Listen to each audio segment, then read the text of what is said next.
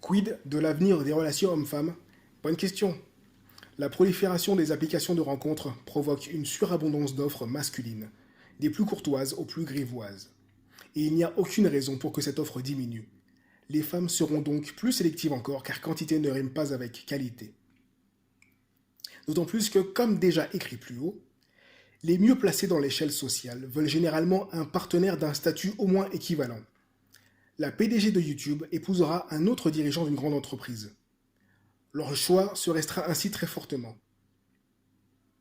La condition masculine en est forcément affectée, complexée et ignorée par ces femmes qui réussissent et qui leur semblent inaccessibles. Dissuadées de les aborder par leur accueil rendu souvent glacial, par des approches masculines antérieures vulgaires et lourdement insistantes.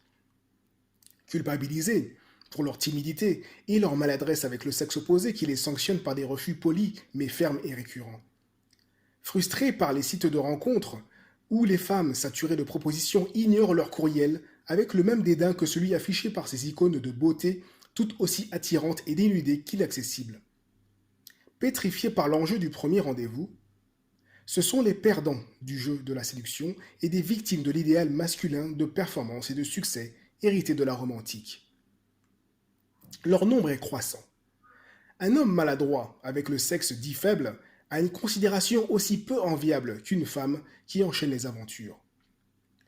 Il a simplement droit au mépris des femmes convoitées et son entourage lui passe une pommade compassionnelle teintée de pitié en prime. À l'opposé, si Don Juan 2.0 voit son image écornée, son estime de lui-même l'est tout autant. Comme expliqué plus haut, l'homme est moins sélectif que la femme et doit faire preuve d'intelligence sociale pour qu'une ou plusieurs d'entre elles le choisissent. Si ce jeu de séduction peut frustrer les moins habiles, il offre satisfaction et assurance aux heureux vainqueurs. Ces derniers, plus sollicités par ces dames, enviés pour leur succès par les autres hommes, basculent souvent, même en couple, dans un cycle de séduction perpétuelle dans lequel les plus lucides se sentent piégés. Séduire des femmes devient une drogue, une activité industrielle qui déshumanise ces dernières ainsi qu'eux-mêmes. Cette dépendance à la séduction les éloigne de leurs proches et de toute autre activité, tant ils sont obsédés par leur prochaine conquête. Plus de place à la spontanéité, à la magie de la rencontre. On sait quoi leur dire, à quel moment les inviter chez soi, et quand les quitter.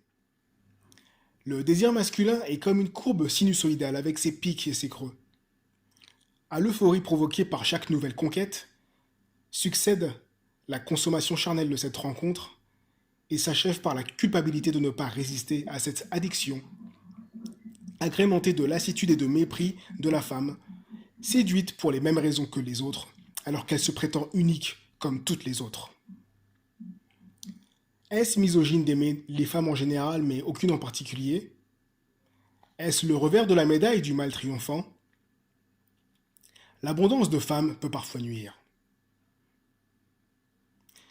Don Juan rêve très probablement de l'amour triptyque grec, d'une femme qui n'obéirait pas au code de séduction habituel, qui le séduirait puisqu'il ne la séduit, mais esclave volontaire de ses pulsions, séducteur en série, il passe la nuit avec sa nouvelle conquête et la méprise au petit matin.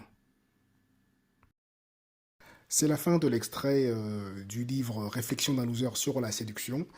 Un lien se trouve plus bas dans la description pour ceux que ça intéresse. J'espère en tout cas que vous avez apprécié ce passage. Quoi qu'il en soit, vous pouvez commenter, partager et liker. Hein, surtout, n'hésitez pas à faire ça. D'autres extraits hein, sont à venir. D'ici là, portez-vous bien et à très bientôt.